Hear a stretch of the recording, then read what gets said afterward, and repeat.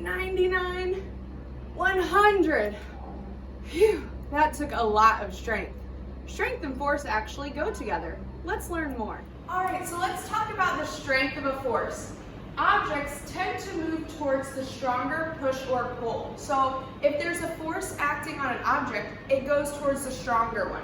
So as you can see in my picture right here, I have two guys. There's one really, really big, tall, strong guy, and there's one little, not so strong guy. So where do you think, who's gonna win when they're tugging the rope?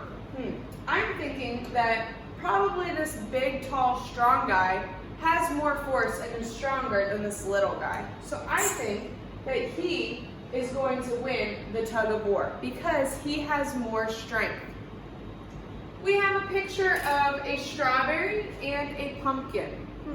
If someone were to throw a pumpkin for you to catch and someone were to throw a strawberry for you to catch, it'd probably be easier to catch the strawberry because it's small, not as heavy, and you don't need as much force to throw it.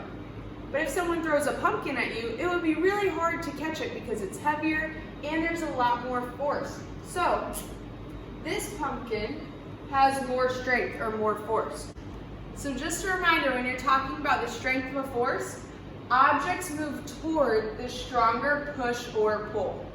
We also are talking about direction today. Objects move in different directions depending on the force that is being put on them. When there is a different amount of force, the object moves. So if one person is pushing on something harder than the other person, the object is going to move because it's not balanced. But when it is the same force, it is balanced. So like in the example that I showed you earlier with Mrs. Brennan and I doing tug of war, it was a balanced force because we weren't moving in either direction because we both had the same amount of strength. So the rope wasn't moving anywhere, it wasn't moving in either direction.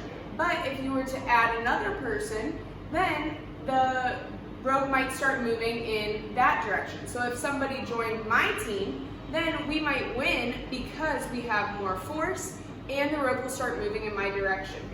The easiest way to show direction of forces is by drawing arrows. So if you see in my picture, I have this lady who is pushing a box. So she's pushing this box. We have to think, what direction is this box going to go if we are pushing it? Well, it looks like she's pushing it this way. So I'm thinking that the box is probably going to go that way. So that is the direction that this force is going. But then I look at this picture of these two guys that are tugging on a basketball. And I look and I see, so he is pulling the basketball. He's saying, give it to me. I'm pulling it this way. This guy is pulling it this way. So those forces are actually balanced because he's pulling it towards him and he's pulling it towards him.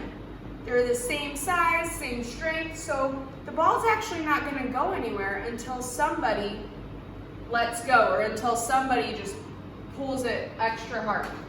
So by drawing arrows, it helps us see what direction the objects are going when there is a force acted on them.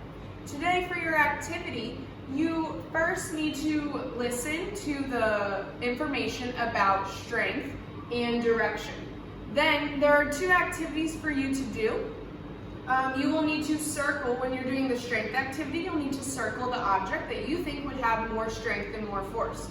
For the direction activity, you'll do just like what I did and you will draw arrows to show which direction is the object being pushed or pulled in. Remember, sometimes it might be a balance force and you might need to draw two arrows. Bye.